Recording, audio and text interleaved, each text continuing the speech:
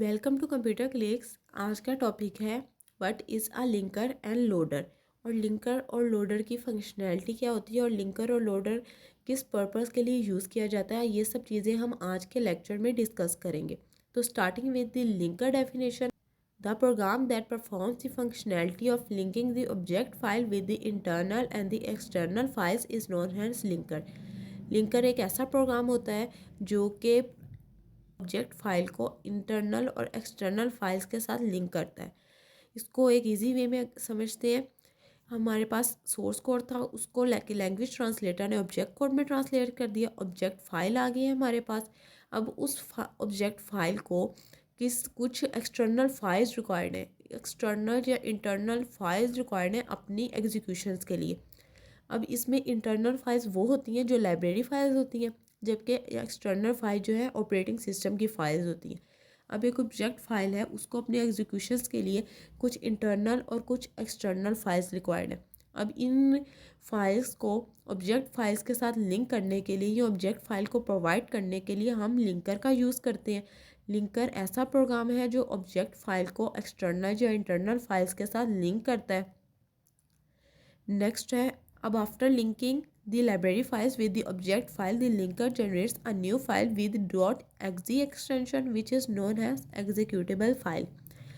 Linker ने link कर the object file को एक्सटर्नल या इंटरनल फाइल्स के साथ। अब लिंक करने के बाद वो एक न्यू फाइल जनरेट करेगा जिसके अंदर लिंक्ड होंगी ऑब्जेक्ट फाइल एक्सटर्नल या इंटरनल फाइल्स के साथ। ठीक है, वो जो न्यू फाइल जनरेट करेगा उस न्यू फाइल को वो .exe एक्सटेंशन के साथ यूज़ करेगा।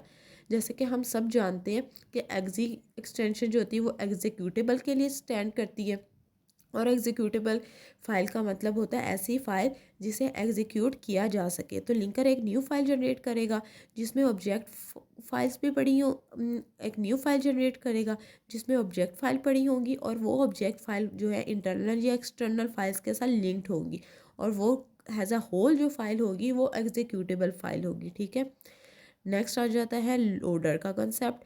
तो loader is a program that loads the executable file into the RAM for execution.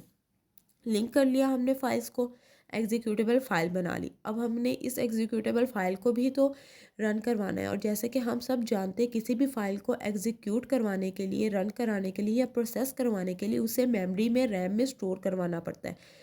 तो लिंकर हमारे पास ऐसा प्रोग्राम है जो एग्जीक्यूटेबल फाइल को उठाता है, उठा के जाके रैम में प्लेस कर देता है ताकि सीपीयू उस फाइल को रैम से फैच करके एग्जीक्यूट कर सके। अगर इसका फ्लो नेक्स्ट डिस्कस करते हैं जिससे आपको सही से पता लग जाएगा। फ्लो ऑफ एग्जीक्यूशन या लाइफ साइकिल किसी भी C++ का प्रोग्राम का, तो सबसे पहले होता है हमने सोर्स कोड राइट किया। सोर्स कोड जो है उसको कंपाइलर को दे दिया। जो कंपाइलर हमारे पास एक लैंग्वेज ट्रांसलेटर है। अगर आपको नहीं पता लैंग्वेज ट्रांसलेटर क्या होते हैं तो डिस्क्रिप्शन में मैंने अपनी वीडियो का लिंक दे दिया, वहाँ से जाकर आप देख सकते हैं लैंग्वेज ट्रांसलेटर्स कौन कौन से होते हैं और किस लैंग्वेज ट्रांसलेटर की कौन सी फंक्शनैलिटी होती है। ओके, तो लैंग्वेज ट्रांसलेटर को हमने अपना सोर्स कोड दिया। लैंग्वेज ट्रांसलेटर कौन सा है यहाँ पे? कंपाइलर ने उस सोर्स कोड को ऑब्जेक्ट कोड में ट्रांसलेट कर दिया। अब ऑब्जेक्ट कोड जो है उसको कुछ एक्सटर्नल या इंटरनल फाइल्स रिक्वायर्ड थी। लिंकर प्रोग्राम ने क्या किया, उन एक्सटर्नल या इंटरनल फाइल्स को लिंक कर दिया ऑब्जेक्ट फाइल के साथ, कोड के साथ, और लिंक करने के बाद एक न्यू फाइल जनरेट कर दी जिसका नाम रख दिया एग्जीक्यूटेबल, और उसकी एक्सटेंशन क्या है .exe। अब एग्जीक्यूटेबल फाइल हमारे पास आ गई। अब उस फाइल को प्रोसेस करवाना है, तो प्रोसेस करवाने के लिए लोडर जो है उस फाइल को उठा के रैम में प्लेस करेगा। अब यहाँ पे लोडर जो है क्या फंक्शनलिटी परफॉर्म कर रहा है, एग्जीक्यूटेबल फाइल को लेता है, लेके जाके उसको रैम में स्टोर करवा रहा है। स्टोर करवाई, रैम में स्टोर करवाने के बाद सीपीयू ने रैम से फैच की और प्रोग्राम को एग्जीक्यूट कर दिया। आज की वीडियो यहीं पे ख़त्म होती है।